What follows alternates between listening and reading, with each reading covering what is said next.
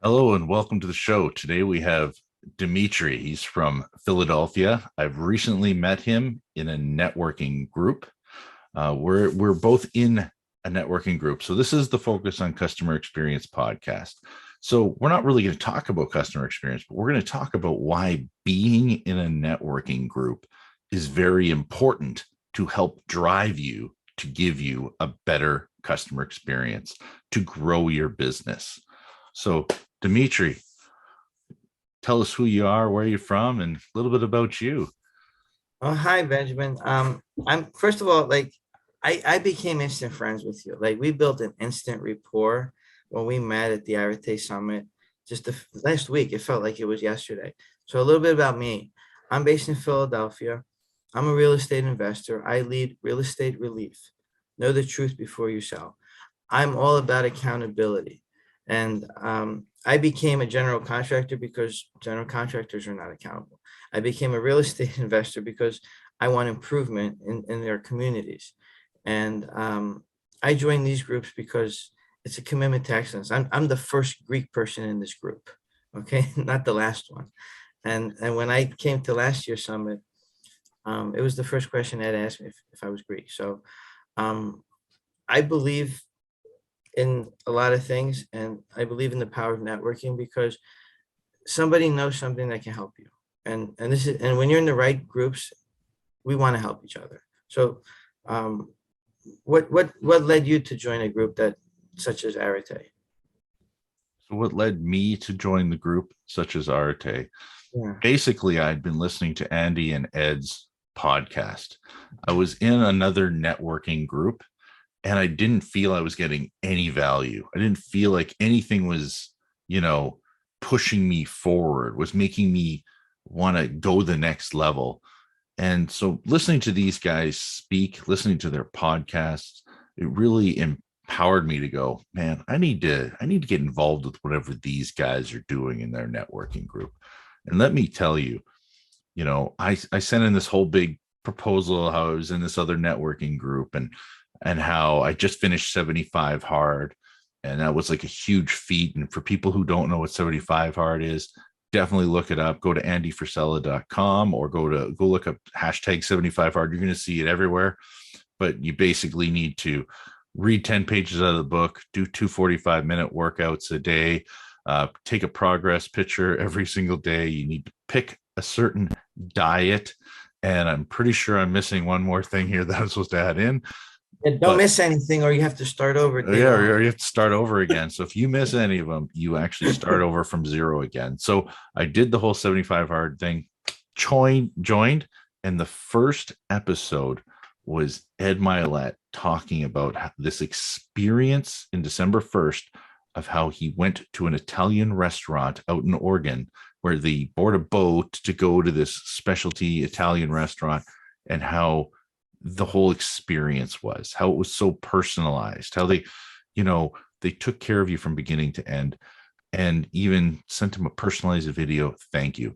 And that all just like, it just triggered me that I want to do that in my own business. And everything just started driving me. And I never had anything like this. I mean, now, if you join a networking group and you don't take action and you just sit back and you're absorbing information and say this networking group isn't doing anything, you need to take action in these groups. You can't just go there and sit on your hands and complain. You have to take action. There's going to be plenty of ideas proposed to you, you know.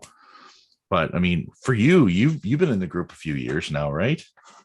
Yeah, I joined August 2019, and I went to my first, well, the only one day of recent memory in recent years was October 26, 2019. And on that day, there was over 1,000 people there. And it was wonderful. I got to ask Jesse a sort of question. I don't remember what I asked at the time, but it helped me. And I remember people's presence from the stage, the way they carried themselves. And then that led to further conversations and going to further events and all that led to building business. Now, most people join groups say they're transactional. If I don't get this next deal in the next minute, the next hour, I'm out. Well, let go. there's a revolving door in some of these networking groups, but the people who stick around are usually intentionally relational. Have you noticed that on your own end? Yeah, I mean, it has to be. That's what this group is all about, right? Is reciprocity. You get back what you put out. And if you're just always wanting to take, you're never going to get anything back. You need to give, give, give. And sometimes you're going to give a lot more than you get, and that's fine. But at the same time, you're learning from every single interaction, every single experience. You know, I was on the phone with a guy within our networking group, and he was asking me, how do you start a podcast? And I had no idea. I didn't know anything about him. Ended up finding out he's a stockbroker. We ended up start talking about like that GameStop, and I don't know much about stocks, right? And he's telling me his opinion on GameStop and what's going to happen, which is very cool. Next thing you know, I'm checking out his YouTube channel, and he's got like 3, 4, $5,000, 5,000 views on all his, and I got like 1,800 or something on my most my most viewed YouTube video, and he's like got views like that within a month. So the next thing you know, I'm telling him how to do a podcast, like what equipment he needs. And then he's educating me on what I need to do to better my YouTube channel. And he didn't even look at my YouTube channel. He was just saying what works for him. I mean, so I went into that call just wanting to give him information on how to start a podcast. And then he ends up giving back to me. So if you're always going into it with what am I going to get out of it, you have no idea what's going to happen. But if you get on these calls, a lot of times you end up getting information and you're not even expecting it, right? Oh my gosh. I mean, and you have to listen. See, most of us just talk, especially at networking. We want to talk. Some people literally peacock. Oh, I did this many deals. I did this many. Okay, great. What's your numbers? Like, especially in real estate, mortgages, insurance, people kind of judge each other. Like, oh, look, I got top of the chart. I got this glass thing. I got this new plaque thing. Do you have any space on your shelves for the plaques? How about the people you serve? Like you talk about the customer experience, get that testimonial. Like we learn tactics at these events, just one tactic on how to negotiate better. And in terms of offering it in exchange for a video testimonial. Wow. Remember that one? Yeah, I mean, how there's powerful are some of these tips, right? And some people, they're ignoring them because they're on their phones, because, they're in the hallway too long, right? Or they're drinking too much at night, right? Like you see these poor habits without naming people, but like, gosh, don't they just kind of disqualify themselves? Like you take yourself 3 steps to the finish line. You're about to win the race of networking properly, right? And you literally say, you know what, don't work with me because as Ed says to us, people scream their behaviors, right? But they're qualifying themselves to work with you, whether today or tomorrow in the future in any capacity, or at least just a giving community, because that's how we grow as a community, not individuals. No, and again, Ed says it. He said it at the Max Out event, right? Which I went to. I went there for him. Okay, you talk about giving. I went there to give, to say, oh, well, the summit, let's all get something. Let's all share and give. But I want to gather information, knowledge, and wisdom to use in my life and business. But the Max Out is let's support our teacher. Well, then this opportunity came. Let's go to his house. There's another opportunity. I thought, hey, that'd be cool. Hang out at his house. I encourage 5 other people to go within Arete who are action takers. I don't have to sell to them. They see value in going to the right place at the right time. And what do you say to that? Like the fact that people don't just build momentum, but they raise it and then they keep it going. Yeah. Oh yeah, no, 100%. I mean, that's the thing. I mean, you either take action or you just sit back and say, hey, I'm not getting anything out of this, right? Yeah, The that sounds like what my grandma would say. Like, you know yeah, you could try, but it might not work. the information. I mean, I went to the summit, and I'm explaining to people what I get out of it, right? And little things like people are worried about systems and processes within their business. But I came back to the house and I'm going, how is my personal life with systems and processes? I literally took the whole kitchen apart, dismantled it, and reshaped everything to increase efficiency, because one of the values within the company of the business and my personal values is efficiency. And I'm like, we've had the coffee maker next to the fridge for a long time because of the milk. However, we always need to fill it up with water. We always need to clean all the components with it frequently, right? And all the cups are there. Well, here's the thing. Now we put it where it's right above the dishwasher and it's near the sink, which doesn't it make more sense to have all your cups near the sink? All your cleaning needs to be done right into the sink. And when you're done with it, it's going to go right into the dishwasher. Now it makes sense for three different things instead of one thing, which was being right next to the fridge, right? Because I used to have to take everything over, bring it in. So now I looked at that going, this, and then my wife comes home and she's like, you changed the whole kitchen. And I go, but doesn't it look nicer? She goes, yeah, actually, I do like it. It makes more sense. You But this is, optimize it.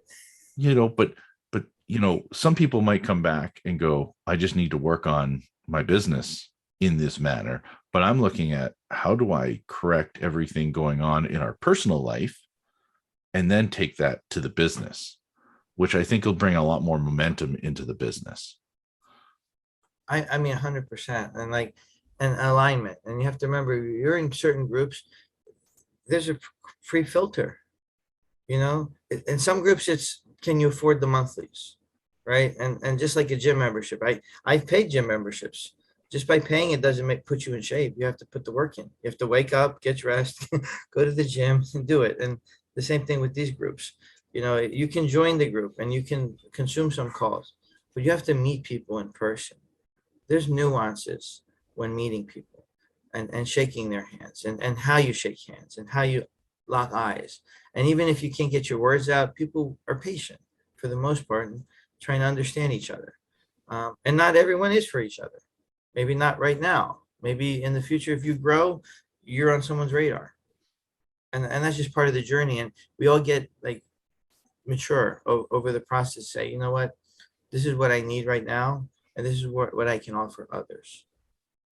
But people have to be open to communicating with you.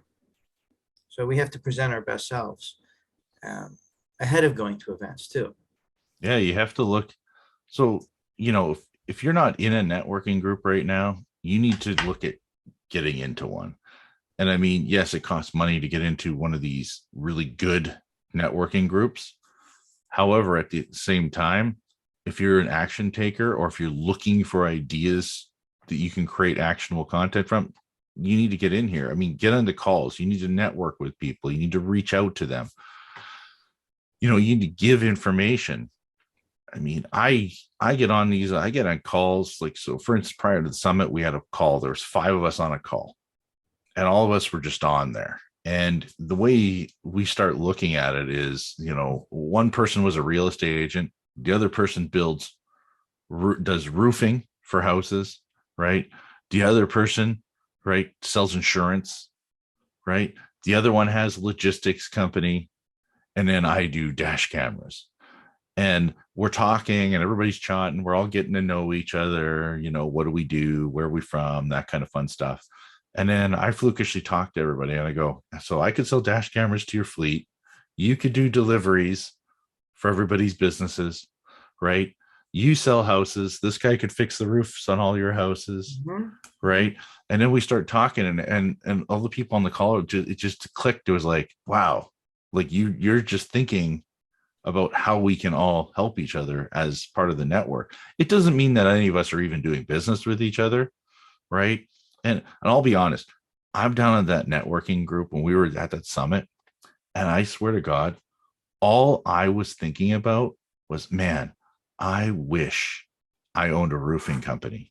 And you want to know why I wish I owned a roofing company? Because there were so many other people there that owned roofing companies. And all I was thinking about was, if I owned a roofing company, I would have went and talked to at least 1 or 2 other owners and said, Right. let's open in this state. Let's open in this state. And I would have grew that words I'd like to say on the podcast. Wonderful. Because all those people have that, right? I would have found ways to create relationships in that space, right? I mean, I'll be honest, I'm not the guy who wants to get up on a roof. So it's I probably have not gone for on the me. roof. I have gone on the roof. I've had my boots stuck on the roof at a 110-degree day. So life brings you to many chapters and pages, and relatability does matter.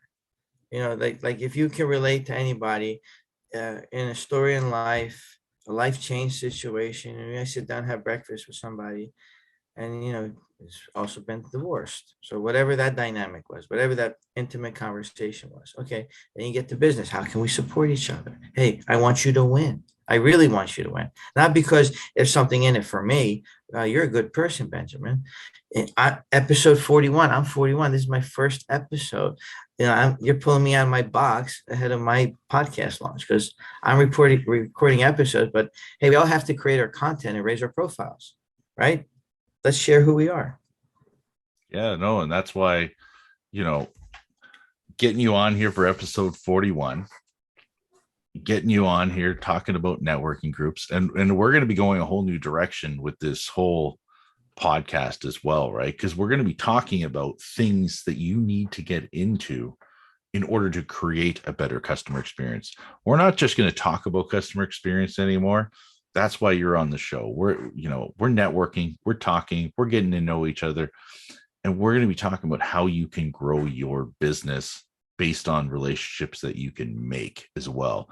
You're going to get ideas. I mean, somebody in this group talked to me all about doing personalized video thank yous. And because of that, now that's been introduced in my business, right? But I wouldn't have learned that, like right now we're talking about it, but are you going to be a person who's going to try and go and find a way to do video thank yous and take action on it? Or are you going to get in a networking group and gather ideas? Because maybe the personalized video thank you isn't for you. That's a possibility. But what are you doing different than everybody else that sets you apart, right?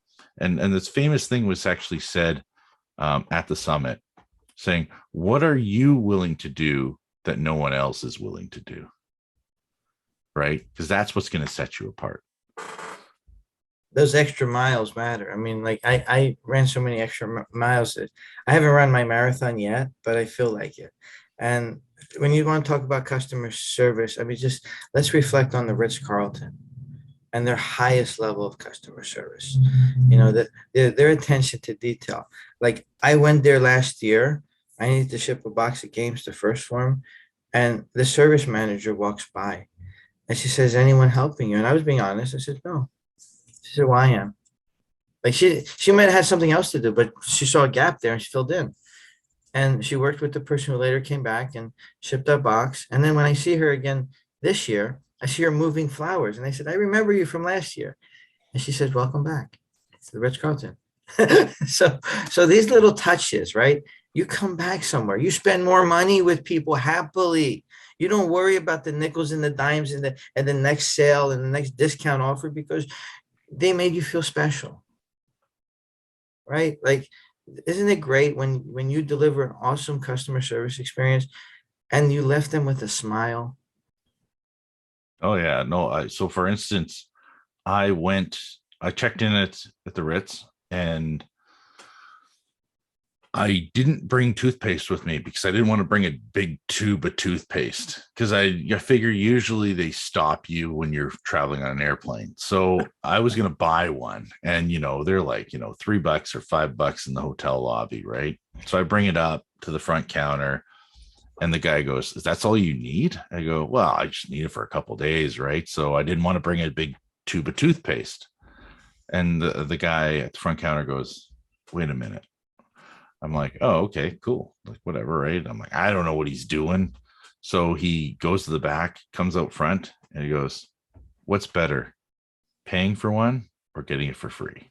And he Oh gives my me God. a little tube of toothpaste Mhm. and it was like something you get for free from the dentist, right?